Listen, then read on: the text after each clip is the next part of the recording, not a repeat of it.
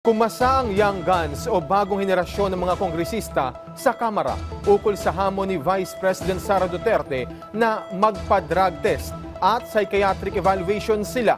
Payag sila pero sa isang kondisyon, dapat daw ay humarap din muna itong muli sa pagdinig ng House Committee on Good Government and Public Accountability at manumpa.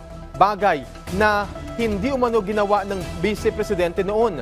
Sa ngayon, dinidinig ng komite ang issue ukol sa umano'y hindi tamang paggamit sa bahagi ng pondo ng Office of the Vice President at Department of Education. Wala naman pong problema kung mag-undergo kami ng drug test or neuropsychological test kasi ako nga po hindi nga ako mismo umiinom. So, anytime po 'yan, pero ang challenge po is just to testify under oath, answer the questions specifically from the Committee on Good Government.